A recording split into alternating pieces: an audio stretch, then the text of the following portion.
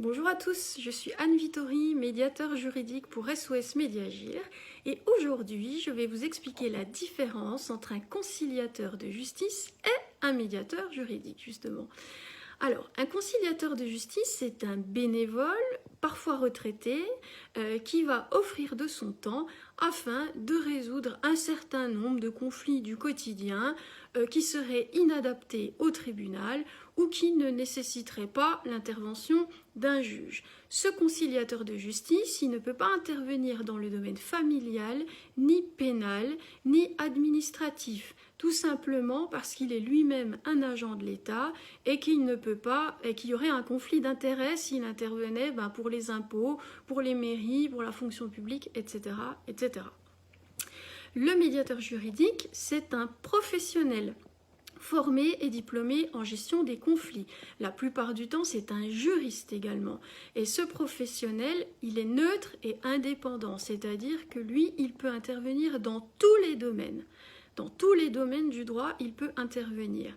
Et son objet va être de résoudre les conflits en profondeur afin de pouvoir aboutir à un accord. Alors ça peut sembler assez semblable, mais ça ne l'est pas tant finalement, puisque vous comprenez bien que trouver un accord dans certains contextes, ça peut être très facile.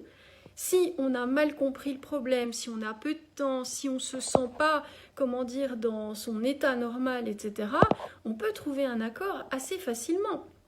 L'idée, c'est que cet accord, il soit durable. Si c'est pour s'engager sur un accord qui va tenir 2 mois, parce que finalement, cet accord, il a été mal compris, mal traité, ça sert à rien du tout.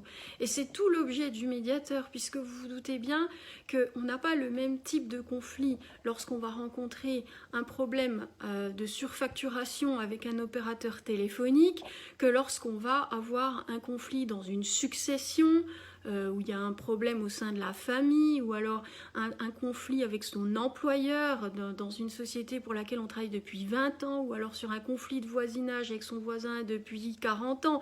On imagine bien qu'il n'y a pas la même dimension relationnelle.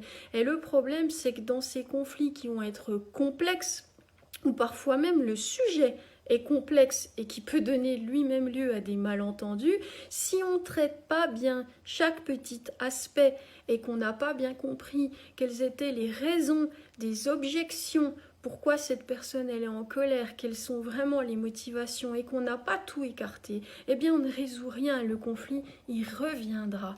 Et s'il revient, eh bien ça ne marche pas.